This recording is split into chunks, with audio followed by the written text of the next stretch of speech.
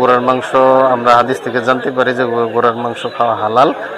আর ওইখান থেকে আমাদের উদ্যোগ গ্রহণ এবং আমরা বাজার থেকে একটি ঘোড়া ক্রয় করে খাই। তারপর থেকে আমরা বুঝলাম যে এটা বাণিজ্যিক আকারে করা সম্ভব। তারপর থেকে আমরা 2025 সালের জানুয়ারি মাস থেকে এটা বাণিজ্যিক আকারে শুরু করি। ক্রেতাদের চাহিদা কেমন আছে? যথেষ্ট চাহিদা, যত পরিমাণ চাহিদা আছে মানুষের, আমরা ওই পরিমাণ চাহিদা পূরণ করতে পারবো না। ইনশাল্লাহ আমি চাচ্ছি যেন প্রত্যেক জেলায় একজন করে ঘোড়ার গোশতের উদ্যোক্তা তৈরি হয়।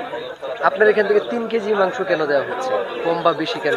আমরা আজকে যে পরিমাণ চাপ, ওই চাপটা যেন বিশৃঙ্খল না হয়, এই জন্য আমরা 3 কেজি গোশতের সিদ্ধান্ত নিই এবং ওইভাবে বিক্রি করছি।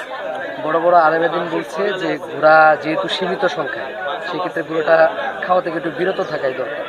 সেক্ষেত্রে আপনি এটার বিষয়টা কিভাবে দেখছেন? এই ধরনের কোনো আলেমের কথা আমি এখনো শুনি নাই। যারা আলেম তারা সবাই বলছে এটা হালাল, রাসূল সাল্লাল্লাহু আলাইহি ওয়াসাল্লামের নির্দেশনা আছে, বাস এটা হালাল। এটা কিয়ামত পর্যন্তই হালাল থাকবে এবং পশু ও দেওয়া বা রিজিক আল্লাহর পক্ষ থেকে রিজিক আসে, আল্লাহ হও বললেই হয়ে যায়। এটা আমাদের কারো দায়িত্ব না, এটা শুধু আল্লাহরই দায়িত্ব। পশু কি পরিমাণ দেবে এটা আল্লাহই ভালো জানে। ভবিষ্যৎ কি পরিকল্পনা আছে এই ব্যবসা নিয়ে?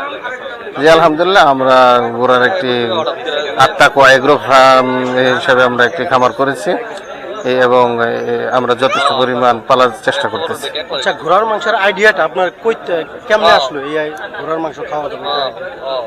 জি, আমার বন্ধু নুরুল্লাহ মামুন দুবাই বেড়াইতে যায়, ওইখান থেকে উনি 2 কেজি গোশত ক্রয় করে আনে এবং ওইটা আমরা খাই। তারপর আমরা বাজার থেকে আরেকটি ঘোড়া ক্রয় করে খাই।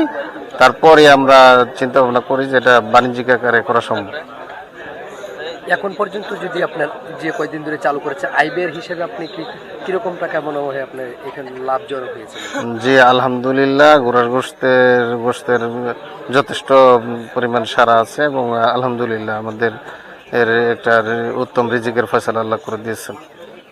আচ্ছা, কিছু লোক মনে করছে যে অনেক সময় দেখা যাচ্ছে গরুর মাংস বাজারে একটু দাম বেশি ঘোরাচ্ছে, একটু সম্ভাবনা আছে কিনা গরুর মাংস বলে ঘোড়ার মাংস দিয়ে যাবে এরকম কোনো সম্ভাবনা? আসলে ঘোড়ার মাংসর সাথে কোনো তুলনা নাই। গরুর মাংস অনেক স্বাদ এবং গরু আর ঘোড়া প্রত্যেকটি প্রাণীরই আলাদা আলাদা একটা স্বাদ।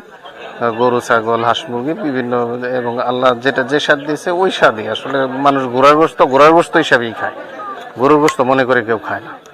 এখন পর্যন্ত প্রতি শুক্রবারে কয়টা করে ঘোড়া আপনারা জবাই করেন? এবং আমরা প্রথম 1-2টা করতাম, তারপরে আস্তে আস্তে বাড়তে বাড়তে এখন আজকে শুক্রবার পর্যন্ত 10-12টা পশু জবাই হয়েছে। এভাবে চাহিদা বাড়ছে। আর ঘোড়াও কি বাজারে চাহিদা অনুযায়ী পাচ্ছেন? ঘোড়া যথেষ্ট, ঘোড়া বাংলাদেশেও আছে এবং বিভিন্ন দেশ থেকে ইম্পোর্টও করা যায়। ইনশাল্লাহ আমরা সেই চেষ্টাও করব। কোথা থেকে সংগ্রহ করেন? আমরা দেশের প্রত্যন্ত অঞ্চল থেকে আমরা